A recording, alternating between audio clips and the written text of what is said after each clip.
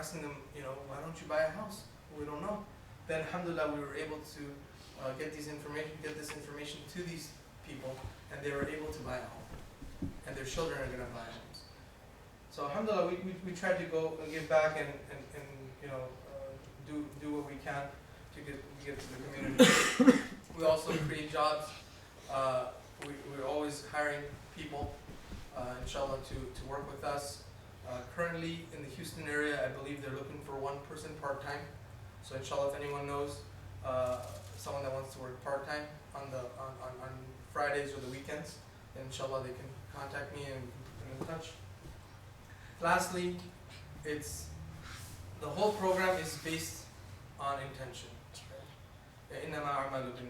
Everything is based on your intention. Your intention is good, it's pure, then inshallah it will be accepted. So we try our best to put together the Sharia compliant program. The ulama have approved, and now everyone, if they make a good intention, then inshallah we will get reward for it. There are some advantages as well, not from Sharia aspect, but from buying a home aspect as well, to go through Islamic financing. We do purchases, we do refinancing. Like I mentioned earlier, we have various down payments, 3% down, 5% down. We have a lot of programs. We have 10-year, 15-year, 20-year, 30-year programs. So if you need a longer term, we have those available. If you're looking for a shorter term, we can do those as well. If you have a paid off property, we have cash out options as well. It's a little complicated, so if anyone has, I have to rephrase that. In Texas, we do not have that option. This presentation I usually do in California. So in Texas, we do not have the cash out option. We're working on it, but we don't have it. Right. Investment property, if someone owns a home already and they want to buy one house or two houses to rent it out, we have those programs as well. Inshallah, before I finish, I want to present our promise to you. Number one, we promise all of our customers strict Sharia compliance. Not only that we have one Sharia board, we have 2 Sharia boards with ulama that are local and international. Number 2, you can compare us to all the competition, and you'll find that we're the lowest cost provider in the Islamic finance industry. And we've actually been the fastest growing Islamic financing company this year and last year. So inshallah, call us and you can talk about it. Lastly, hand-holding through the process. Whether it's the first time you bought a home or you've bought homes many times before, we like to hand-hold you and walk you through the process each step at a time. So inshallah, if you choose to go through us, you either be working with me or one of our representatives, inshallah, and everyone across the board likes to handhold the customers. Lastly, this is an ayah that was mentioned to me, and I'd like to share with everyone else. أعوذ بالله من الشيطان الرجيم بسم الله الرحمن الرحيم ذلك بأنهم قالوا إنما البيع مثل الربا وأحل الله البيع وحرم الربا. And the translation is something to very close to the effect that they say trade is but a kind of riba, but Allah subhanahu wa ta'ala has made trade lawful and riba unlawful. So if you look at them, they may seem very similar, but one is made halal for us and one is made haram for us. So with that, I'd like to thank you one more time. Jazakallah khair everyone for staying back after Isha. I know it's late, I know everyone has to go back to their families, but I wanted to personally thank you for staying. Inshallah, if you have any questions, we'll go ahead and open the floor. Did everyone get a chance to sign in? Inshallah. I know we asked for your email addresses. I don't like to spam anyone. I know I get a lot of spam. So inshallah, we will only email you when we have any offers for you or anything that's going on in the program. So we will send only updates. It will not be any continuous spam, inshallah. So with that, inshallah, if anyone, I'd like to open the floor if anyone wants to have any questions. I have a good question for you. Yes, like you said, when you have an example on Maraba, you said that UFI will buy a house for you and then it sell it to you. When you said that, if let's suppose an example which you have already given if you buy a house, a UFI buy a house for 100,000 and sell it to Ahmed for 120,000. How do you figure out where that 20,000 comes from? I mean, what I mean to say is that if I see a house which is cost me $200,000, how much UIF will buy it for me and then sell it to me? Sure. Brother has a very good question. He would like to know that how we determine our markup price, Right. to make it very simple. And what we do is we look at various aspects. So your profile, the whole profile altogether. So when we do the application, we'll go through that. But one of the main factors is what we do is we benchmark off the market. So for example, if you were to compare your monthly payments or the markup will obviously give you your monthly payments. If you compare your monthly payments from us to, for example, Wells Fargo, you'll find that it's very similar. So what we like to do is we like to stay competitive in the market. So for example, 10, 15 years ago, if you come to an Islamic financing program and if you calculate the amount, it was always a little bit higher. Now if you calculate, you'll find it's very similar. And so we watch the market constantly. We have actually a whole department that does this and conducts these research to see what type of monthly payments are going out on these type of programs. And then we're able to draw up pricing on a daily basis. So when you work with someone like us, on a daily basis, we have pricing available and we're able to calculate the monthly payment based on that. So in other words, it's basically how much the house would cost by conventional banking. Let's say 20 years is going to be, you pay double in the interest in 20 years. Let's say 100,000, now it's worth 200,000. That's what you would sell it for 200,000. Roughly. So for example, just to give an example, in a real case example, if we were to purchase for $100,000, let's say we're doing a 10-year term, we would actually sell it to you for 120. And if you would go to, let's say, Wells Fargo and compare the payments, they would be very similar. Now the difference between a traditional loan and an Islamic financing program is not the dollars and cents. The pricing doesn't make it halal or haram, but the structure of the deal is what makes it halal or haram. So by us going and purchasing the home from the seller and then selling it to you in an installment sale contract or the murabaha contract, that itself is what makes it halal. Because we cannot give you the 100,000 and ask you to pay the 120 back. But what we do is we can purchase the property and then sell that property and make a profit. The selling price will be according to the interest charged by the banks. You compare. But like I said, we have, there is no, how would I put it, there is no Islamic index or profit charging system that's in place right now. So we obviously have to use certain systems that are already in place living here in the US. So there are certain, and then we also obviously have investors involved and investors want a certain return as well. So we have to balance everything and provide competitive pricing. So there's a lot of things that come into factor here. But to make it very simple, yes, it's very, very competitive. To the prime rate, whatever it The is. prime rate, yeah. Okay. How about the people already living in the homes? So if Refinancing. you already have a home, we can switch you over by refinancing you into the murabaha program. So if you have an existing, let's say you have Bank of America or Wells Fargo, Chase, anyone, we can switch you over. And how that's gonna work? Like you owe maybe $50,000, but your home worth is $200,000. So for the purchase price, we base it on your current loan amount.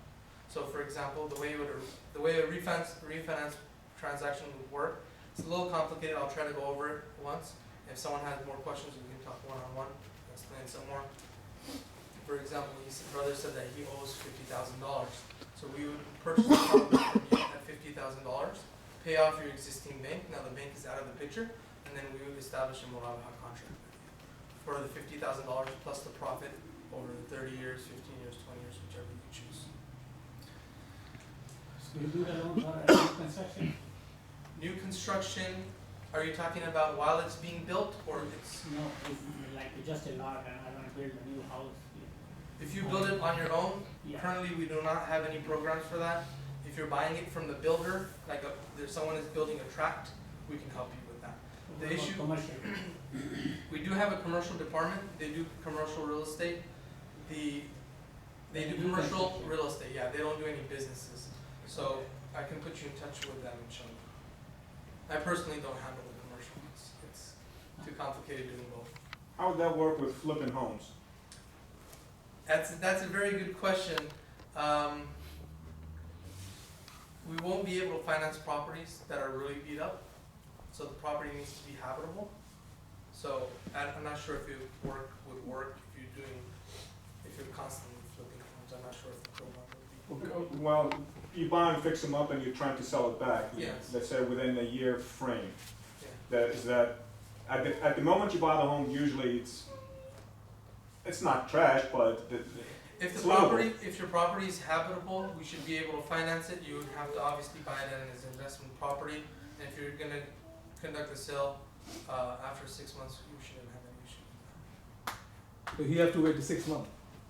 There's different guidelines, so if you have a specific question, inshallah, you can give me a call and we can walk you through it. But last I checked, it was 6 months. Are there any additional costs involved beside, let's say if you bought a house for 100,000 and you sell it for 120, just like they have closing costs, do you have any additional costs? So that's a very good question, brother asked, is there any closing costs involved? Now, whenever you're purchasing a home, there are always closing costs involved. On our end, the only closing costs we have is we charge $1,295 for processing. And that's the only fee we charge. And if you compare that to any of our competitors, that is very, very reasonable. You'll find people charging $1,500, $1,600 up to $2,000. We charge flat fee $1,295, and that's all we charge. But obviously, you will be looking at title fees and settlement fees and stuff like that. And that, whenever you buy a house, that's going to be there. Is that fee is also applicable to refinancing as well? So when you do a refinance, there is title fees, there is settlement fees as well. They will be minimal. Just a ballpark number, if you're looking to refinance, about $2,000, $2,500, including $1,295. But it can vary depending on your property. It's similar to the same system that is going on with the riba, but have some different, like Islamic terms, you are putting it in Islamic term to get out of this. So, like I said, it will look very similar, but if you do it the right way, it will be halal. If you do it the wrong way, it will be haram. There's many examples to it, like, for example, when we want to have a relationship, If there is you do any, nikah, it will be halal, yes, right? You have your spouse, you're gonna have your children, you have a house, everything.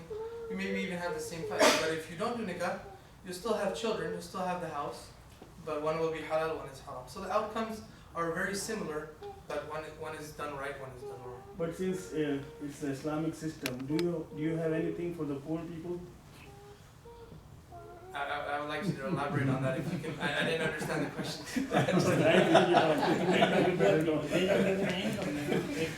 No, When you're paid, what do you mean by poor? it is a business. It's not a You have to go to charity. non-profit organization. I'm not talking about charity, I'm talking about any program for the poor people.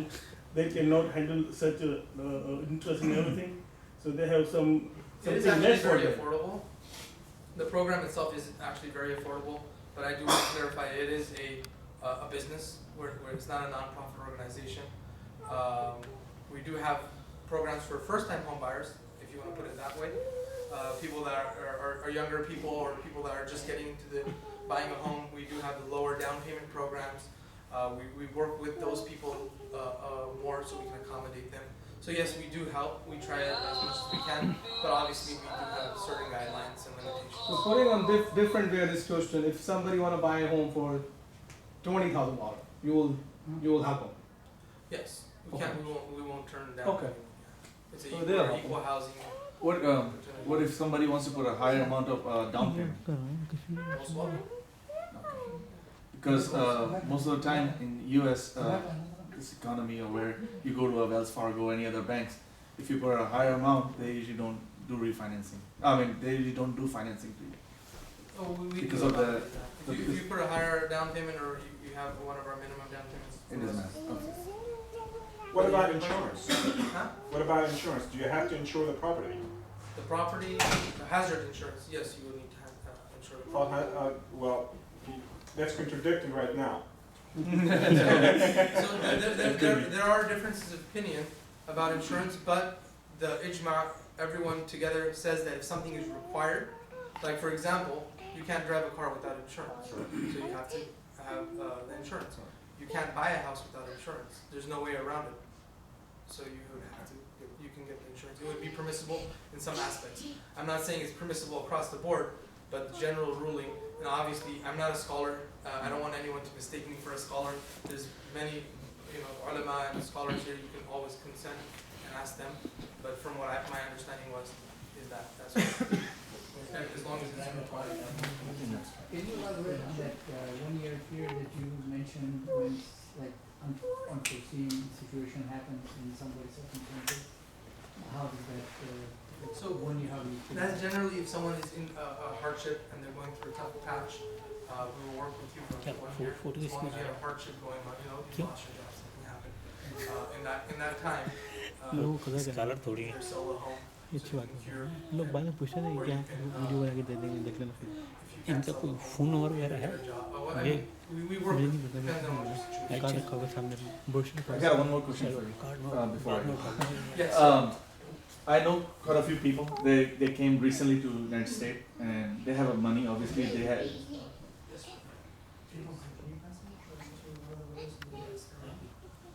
Inshallah, if everyone can just take one and pass it. Give me a call, inshallah. That's my cell phone number. I'm gonna actually go ahead and, brother, if you can take one and pass it around, inshallah. Okay.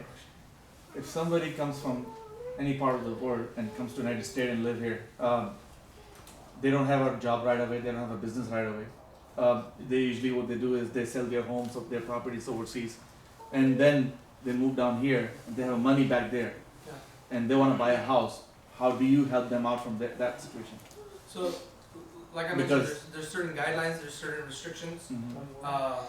We're not only restricted from investor aspect, we're restricted by certain guidelines as well.